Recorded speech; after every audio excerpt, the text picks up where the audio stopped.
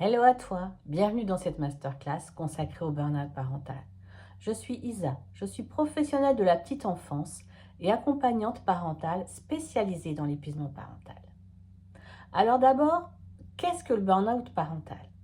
Tu as bien sûr entendu parler du burn-out professionnel, de ses conséquences, de ses symptômes. La différence entre le burn-out professionnel et le burn-out parental, c'est que le métier de parent, on ne peut pas le quitter, on ne peut pas démissionner. Et du coup, c'est vraiment très compliqué à gérer. Alors, les principales caractéristiques du burn-out parental sont un épuisement physique et psychologique, le fait de s'occuper de ses enfants en pilote automatique et surtout le fait de ne plus se reconnaître en tant que parent. Alors, pour parler d'un burn-out, il faut que ces symptômes soient très forts et surtout qu'ils durent dans le temps. Ce n'est pas juste une fatigue passagère. C'est par exemple cette maman que j'ai accompagnée qui n'arrivait plus à se lever le matin pour emmener sa fille à l'école. Là, on parle d'épuisement, de burn-out.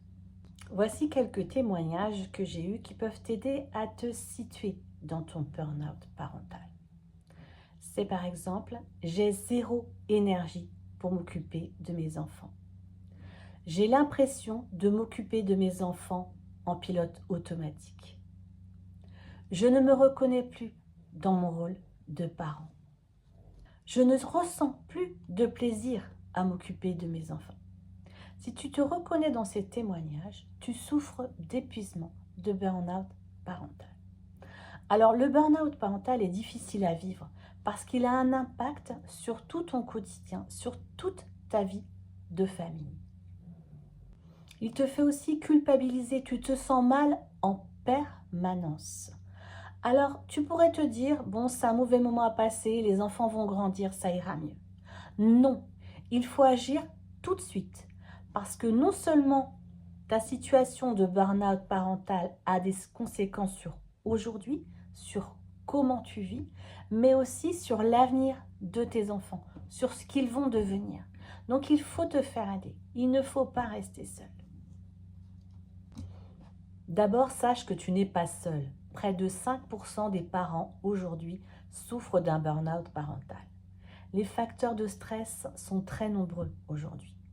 Il n'est pas forcément plus difficile qu'hier d'élever ses enfants. Mais au XXIe siècle, la pression sur les parents, leur responsabilité sur le bonheur, sur la réussite de leur enfant est énorme. Sache aussi qu'il n'y a pas de prédisposition pour sombrer dans le burn-out parental. Il n'y a pas de facteur de manque de volonté, de fragilité. On entend parfois des phrases comme « fais un effort »,« tu as tout pour être heureuse ». Cette dernière phrase est particulièrement culpabilisante pour les parents qui souffrent d'épuisement parental. Alors, quels sont les facteurs de stress pour un parent aujourd'hui?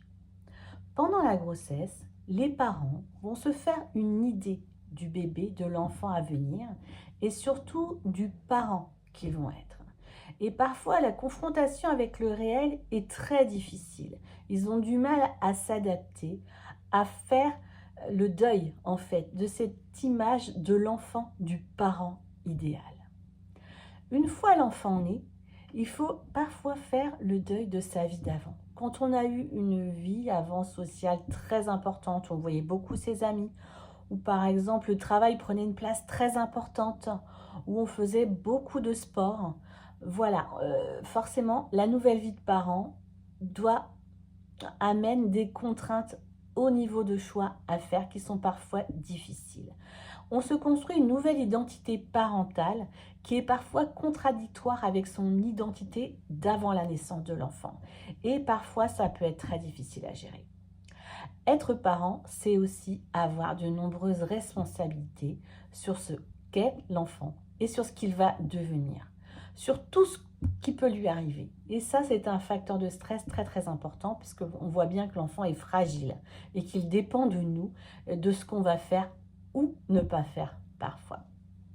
À tout cela peut s'ajouter des difficultés effectives, c'est-à-dire des circonstances de la vie, une séparation, un divorce, une maladie, que ce soit une maladie de l'enfant ou une maladie du parent. Voilà, tout ça rajoute des facteurs de stress. Alors, on l'a bien compris, hein, avec tout ça, il y a de quoi péter les plombs. Alors, pourquoi certains parents s'en sortent à peu près bien, bon an, mal an, et pourquoi d'autres, comme toi, ne s'en sortent pas, sont dans l'épuisement, sont dans la difficulté? Alors, c'est ce que je vais t'expliquer dans une deuxième vidéo.